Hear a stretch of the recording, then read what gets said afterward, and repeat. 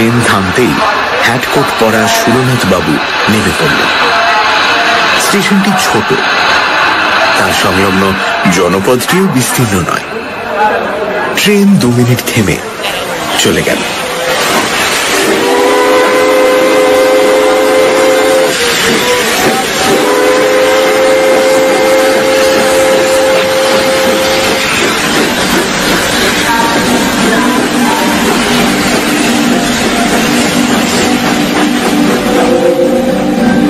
সুরনাথ ঘোষ একজন postal inspector.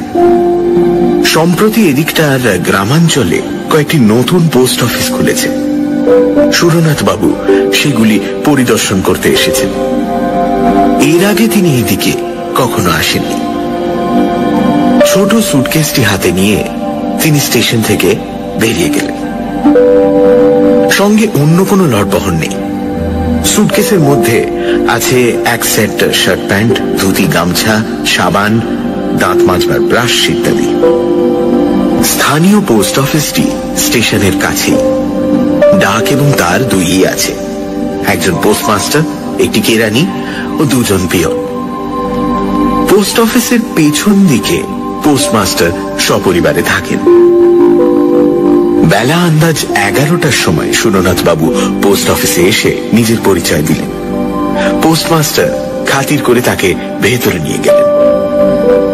দুপুরবেলার খাওয়া দাওয়ার ব্যবস্থা পোস্টমাস্টার বাবুর বাড়িতেই হল। খাওয়া দাওয়ার পর সুরনাথ বাবু ঘণ্টাখানেক বিশ্রাম করলেন। তারপর আবার বেরোনোর জন্য তৈরি হলেন। ইতিমধ্যে তিনি খবর নিয়েছেন যে 3টি পোস্ট অফিস পরিদর্শনে তিনি যাবেন, তার মধ্যে সবচেয়ে যেটি কাছে সেটি 12 মাইল দূরে। কাঁচা পাকা রাস্তা আছে। সুরনাথ তার পিয়নের সাইকেলটি ধার নিয়েছেন। আজ সন্ধ্যের সময় ওই গ্রামে পৌঁছবেন। কাল সকালে সেখানকার পোস্ট অফিস তদারক করে সন্ধ্যার আগেই ফিরে আসবেন। তারপর আবার অন্য পোস্ট অফিসের উদ্দেশ্যে যাত্রা করবেন। সাইকেলের পেছন দিকে সুটকেসটি বেঁধে সুরনাথ বেরোবার উদ্যোগ করছেন, এমন সময় পোস্টমাস্টার বললেন, এখান থেকে ওই মাইল 5-6 দূরে রাস্তাটা দুফাক হয়ে গেছে।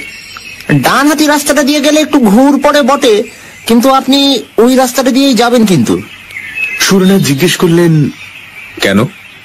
বাঁ হাতি রাস্তাটা কি দোষ করেছে? ও রাস্তাটা ভালো। সাইকেলে করে সুরনাথ বেরিয়ে পড়লেন। কয়েক মিনিটের মধ্যেই তিনি শহরের এলাকা পার হলেন। তারপর অবারিত মুক্ত দেশ। দেশটা বর্ণসংকর। জায়গায় জায়গায় ঘন বন আছে। কোথাও কোথাও নরম মাটির বুক চিরে রুক্ষ পাথরের ঢিবি মাথা তুলেছে। এই বিচিত্র ভূমির ওপর দিয়ে নির্জন পথটি এঁকে বেঁকে চলেছে। আকাশে পৌষ মাসের স্নিগ্ধ সূর্য, বাতাসে আতপ্ত আরাম। সুরনাথ প্রফুল্ল মনে মন্থর গতিতে চলেছেন। মাত্র 12-14 মাইল পথ সাইকেলে যেতে কতই বা সময় লাগবে। সুরনাথের বয়স 40 বছর। মাঝারি দৃঢ় শরীর, মুখশ্রী মোটের উপর সুদর্শন। তিনি বিপত্নিক। বছর 3 আগে তার স্ত্রী মারা গেছেন। আবার বিয়ের প্রয়োজন তিনি মাঝে মাঝে অনুভব করেন, কিন্তু স্ত্রী মারা যাওয়ার পরে যে ক্ষণিক স্বাধীনতাটুকু তিনি লাভ করেছেন তা বিসর্জন দিতেও মন চায় না। তিনি যখন 6 মাইল পথ অতিক্রম করেছেন তখন সূর্য পশ্চিম দিকে অনেকখানি ঝুলে পড়েছে। সামনে 2টি পথ ক্রমশ আলাদা হতে হতে ধনুকের মতো বেঁকে গেছে। মাঝখানে উঁচু জমি, তার উপর তাল খেজুরের গাছ মাথা তুলে রয়েছে। হঠাৎ কোথা থেকে ক্ষুদ্র একখণ্ড কালো মেঘ এসে সূর্যকে ঢেকে দিল। চারিদিক অস্পষ্ট ছায়াচ্ছন্ন হয়ে গেল। সুরনাথ পথের সন্ধিস্থলে সাইকেল থেকে নামলেন। সামনে পেছনে কাছে দূরে জনমানব নেই। আকাশ পরিষ্কার, কেবল সূর্যের মুখের উপর এক টুকরো মেঘ লেগে আছে, যেন সূর্য মুখোশ পড়েছে। সুরনাথ একটু চিন্তা করলেন। এখনো 6-7 মাইল পথ বাকি। আধ ঘন্টার মধ্যেই সূর্য অস্ত যাবে। অন্ধকার হওয়ার আগে যদি গন্তব্যস্থানে পৌঁছতে না পারেন, দিগ্ভ্রান্ত হওয়ার সম্ভাবনা। পোস্টমাস্টার বলেছিলেন বাঁ হাতের রাস্তাটা ভালো নয়, কিন্তু দৈর্ঘ্যে ছোট, সুতরাং বাঁ হাতি রাস্তাটা দিয়ে যাওয়াই ভালো।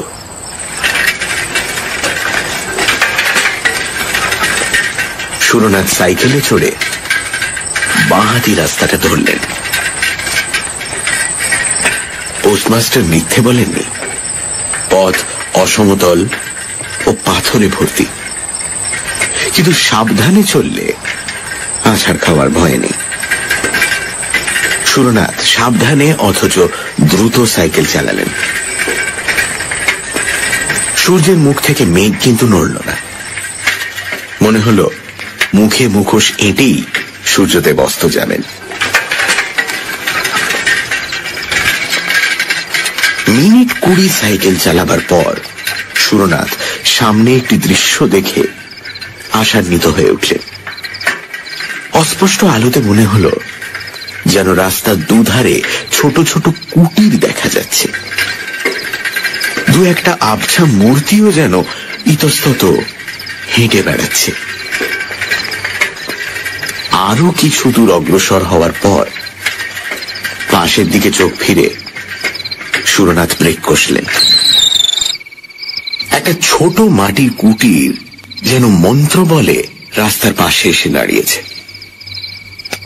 আশেপাশে অন্য কোনো কুটির দেখা যাচ্ছে না। এই কুটিরটি যেন গ্রামে প্রবেশের মুখে প্রহরীর মতো দাঁড়িয়ে আছে। সুরনাথ রাস্তার ধারে যেখানে সাইকেল থেকে নামলেন, সেখান থেকে 3 গজ দূরে কুটিরের দাওয়ায় খুঁটিতে ঠেস দিয়ে এক যুবতী বসে আছে। সুরনাথের চোখের সঙ্গে তার চোখ চুম্বকের মতো আবদ্ধ হয়ে গেল। চাষার মেয়ে, গায়ের রং মাজা পেতলের মতো পিতাভ, দেহ যৌবনের প্রাচুর্যে ফেটে পড়ছে, মুখের গড়ন দৃঢ়, মাথার অগোছালো চুলের প্রান্তে একটু তামাটে ভাব, চোখের তারা বড় বড়। পরনে কেবল একটি কস্তাপাড় শাড়ি, গয়না নেই। সধবা কি বিধবা কি কুমারী বোঝা যায় না। তার দিকে কিছুক্ষণ তাকিয়ে থাকলে মনে হয় যেন আগুন রাঙা চুল্লির দিকে চেয়ে আছি। হ্যাঁ গা, তুমি কোথায় যাবে গো? যুবতী প্রশ্ন করল। দাঁতগুলো ঝকঝকে সাদা, গলার স্বর গভীর ও ভরাট, কিন্তু কথা বলবার ভঙ্গি গ্রাম্য। সুরনাথের বুকের মধ্যে ধকধক করে উঠল। দীর্ঘকালের অনভ্যস্ত এক অন্ধ আবেগের স্বাদ তিনি অনুভব করলেন। কিন্তু তিনি লঘু চেতা লোক নন। সবলে আত্মসংযম করে তিনি বললেন, রতনপুর। যুবতী দাওয়ার কিনারায় পা ঝুলিয়ে বসে মুক্ত কণ্ঠে হেসে উঠল। তার হাসিতে প্রগল্ভতা ছাড়াও এমন কিছু আছে যা পুরুষের স্নায়ুতে আগুন ধরিয়ে দিতে পারে। শেষে হাসি থামিয়ে এসে বলল, রতনপুর সে তো অনেক দূর গো, যেতে যেতেই রাত হয়ে যাবে, পৌঁছতেই পারবে না। সুরনাথ রাস্তার দিকে চাইলেন। দূর থেকে যে গ্রামের আভাস পেয়েছিলেন, সন্ধ্যার ছায়ায় তা মিলিয়ে গেছে। তিনি উদ্বেগের স্বরে বললেন, তাহলে গ্রামে কি কোথাও থাকবার জায়গা আছে? এখানেই থাকো না। সুরনাথ চমকে যুবতীর দিকে চাইলেন। যুবতীর দৃষ্টিতে দুরন্ত আহ্বান, আরো কত রহস্যময় ইঙ্গিত। সুরনাথের বুকের মধ্যে রক্ত তোলপাড় করে উঠল। তিনি শরীর শক্ত করে নিজেকে সংবরণ করলেন। আস্তে আস্তে বললেন, মানে বাড়ির পুরুষেরা কোথায়? যুবতী দূরের দিকে আঙুল দেখিয়ে বলল, তারা মাঠে গেছে, সারা রাত ধান পাহারা দেবে। মাঠে ধান পেকেছে তো, পাহারা না দিলে চোরে চুরি করে নিয়ে যাবে। সুরনাথ কণ্ঠের মধ্যে একটা সংকোচ অনুভব করলেন। বললেন, তা যদি অসুবিধা না হয় এখানেই থাকবো। যুবতী আবার খিলখিল করে হাসল। প্রায় অন্ধকারে তার হাসিটা বিদ্যুতের মতো ঝলকে উঠল।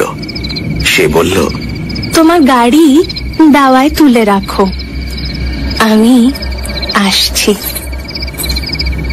যুবতী ঘরে প্রবেশ করল। এটি মাদুর এনে দাওয়ার এক পাশে পেতে দিল। এক ঘটি জল ও গামছা খুঁটির পাশে রেখে বলল, হাত মুখ ধো, চা খাবে তো? আমি এখনই তৈরি করে আনছি। যুবতী ঘরের মধ্যে চলে গেল। সুরনাথ হাত মুখ ধুয়ে মাদুরে বসলেন। ঘরে প্রদীপ জ্বলে উঠল। আলোর পীতবর্ণ ধারা দাওয়ার উপর এসে পড়ল। বাইরে নিশ্ছিদ্র অন্ধকার চরাচর গ্রাস করে নিয়েছে। সুরনাথ বসে চিন্তা করতে লাগলেন। তার মানসিক অবস্থার বর্ণনা অনাবশ্যক।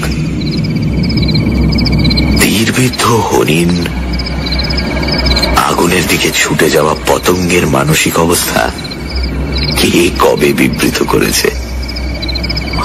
এই নাও, চা এনেছি। চা দিতে গিয়ে আঙুলে আঙুলে একটু ছোঁয়াছুঁই হলো। আমি রান্না চড়াতে চললুম। সুরনাথ ক্ষীণ স্বরে আপত্তি তুললেন, না না, আমার জন্য আবার রান্না কেন? ঘরে মুড়ি মুড়কি যদি কিছু থাকে তাই খেয়ে শুয়ে থাকবো। ও মা, মুড়ি মুড়কি খেয়ে কি শীতের রাত কাটে গো? রাত উপসে হাতি টলে। তোমার অত লজ্জায় কাজ নেই, 1 ঘন্টার মধ্যেই রান্না হয়ে যাবে। যুবতী চলে গেল। সুরনাথ চায়ের বাটিতে চুমুক দিলেন। পেতলের বাটিতে গুড়ের চা, কিন্তু খুব গরম। তাই ছোট ছোট চুমুক দিয়ে পান করতে করতে তার শরীর বেশ চাঙ্গা হয়ে উঠল। সুরনাথ লক্ষ্য করলেন কুটিরের মধ্যে 2টি ঘর।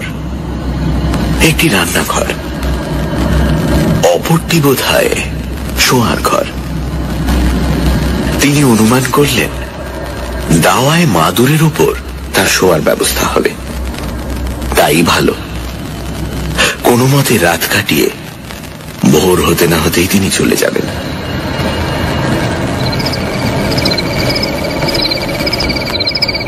ঘণ্টাখানেক পরে যুবতী দরজার কাছে এসে দাঁড়িয়ে বলল, এই যে ভাত বেড়েছি, খাবে এসো। সুরনাথ উঠে ঘরের মধ্যে প্রবেশ করলেন। বাইরের ঠান্ডার তুলনায় ঘরটা বেশ গরম। পিঁড়ির সামনে ভাতের থালা, প্রদীপটি কাছে রাখা হয়েছে। আয়োজন সামান্যই, ভাত, ডাল এবং একটা চচ্চড়ি জাতীয় তরকারি। সুরনাথ খেতে বসলেন। যুবতী অতি সাধারণ গৃহস্থালির কথা বলতে বলতে ঘরের এদিক ওদিক ঘুরে বেড়াতে লাগলো। সুরনাথ লক্ষ্য করলেন রান্না করতে করতে যুবতী কখন পায়ে আলতা পড়েছে। যুবতী সুরনাথের সঙ্গে সহজভাবে কথা বলছে, অথচ তিনি হু হা ছাড়া কিছুই বলছেন না। বিপদের সময়ে যে ডেকে ঘরে আশ্রয় দিয়েছে, খেতে দিয়েছে, তার সঙ্গে অন্তত দুটো মিষ্টি কথা বলার প্রয়োজন রয়েছে। তিনি শামুকের মতো খোলের ভেতর থেকে গলা বাড়িয়ে বললেন, তোমার নাম কি? এক ঝলক হেসে যুবতী বলল, কামিনী। নামটা তপ্ত লোহার মতো সুরনাথের গায়ে ছ্যাঁক করে লাগলো। তিনি শামুকের মতো আবার খোলের মধ্যে প্রবেশ করলেন। খাওয়ার শেষে সুরনাথের হাত মুখ ধোয়া হলে কামিনী বলল, পাশের ঘরে বিছানা পেতে রেখেছি, শুয়ে পড়ো গিয়ে। সুরনাথের বুক ধাড়াস করে উঠল। তিনি তোতলা হয়ে গিয়ে বললেন, হ্যাঁ, না, আমি বাইরে মাদুরে শুয়ে রাত কাটিয়ে দেবো। কামিনী গালে হাত দিয়ে বলল, ও মা, বাইরে শুবে কি? শীতে যে পুরো জমে যাবে। যাও, বিছানায় শো গিয়ে। সুরনাথ কথা কাটাকাটি করলেন না। কামিনী রাত্রি কোথায় শোবে প্রশ্ন করলেন না। শাস্তি পাওয়া আসামির মতো শোবার ঘরে প্রবেশ করলেন।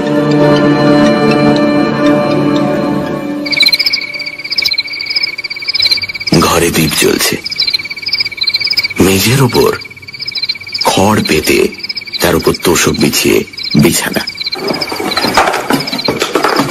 সুরনাথ সুটকেস এনে জামা কাপড় পাল্টালেন, তারপর প্রদীপ জেলে রেখেই শুয়ে পড়লেন।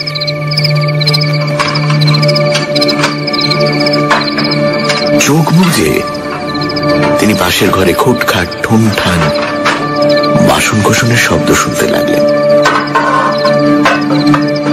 ইন্দ্রিয়গুলি অতিমাত্রায় তীক্ষ্ণ হয়ে উঠেছে।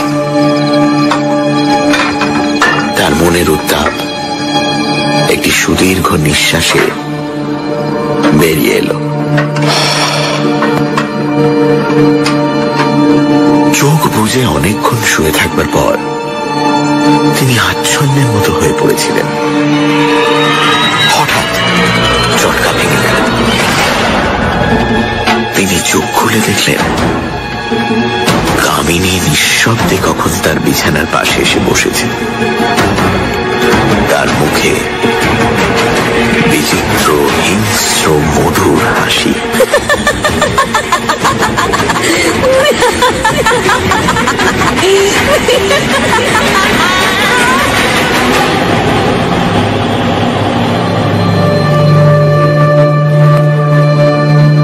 তিন দিন পর্যন্ত সুরনাথ যখন ফিরে এলেন না, তখন পোস্টমাস্টার বাবু উদ্বিগ্ন হয়ে উঠলেন।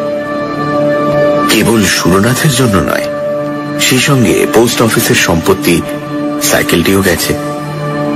পোস্টমাস্টার পুলিশে খবর দিলেন। পুলিশ খোঁজ নিল। সুরনাথের যে 3টি পোস্ট অফিসে যাওয়ার কথা, সেখানে তিনি যাননি। পুলিশ তখন রীতিমতো তদন্ত আরম্ভ করল। 7 দিন পরে সুরনাথকে পাওয়া গেল। বাঁহাতি রাস্তায় একটিও কুটির নেই। সেই রাস্তার পাশে ঝোপঝাড়ের মধ্যে তার মৃতদেহ পড়ে আছে। সাইকেলটা কাছেই মাটিতে লুটিয়ে পড়ে আছে। তার পেছনে সুরনাথের সুটকেস রয়েছে। সুটকেসের মধ্যে কাপড় চোপড়, সাবান, মাজন, ব্রাশ সমস্তই মজুদ আছে। কিছু খোয়া যায়নি। সুরনাথের দেহেও কোনো আঘাতের চিহ্ন নেই, কিন্তু দেহটি প্রাচীন মিশরীয় মামির মতো শুকনো ও অস্থি চর্মসার হয়ে গেছে, যেন রক্তচোষা বাদুড় দেহটাকে শুষে নিয়েছে। পুলিশ হাসপাতালে লাশ চালান দিল। পোস্টমাস্টার যখন সুরনাথের মৃত্যুর বিবরণ শুনলেন, তখন তিনি আক্ষেপে মাথা নেড়ে বললেন, আহারে, ডাইনির হাতে পড়েছিলেন। কামিনী ডাইনি এখনো তল্লাটে আছে। মায়া বিস্তার করে বেচারিকে টেনে নিয়েছিল। আমি ইন্সপেক্টর বাবুকে সাবধান করে দিয়েছিলাম, বলেছিলাম বাঁহাতি রাস্তাটা ভালো নয়, কিন্তু উনি শুনলেন না।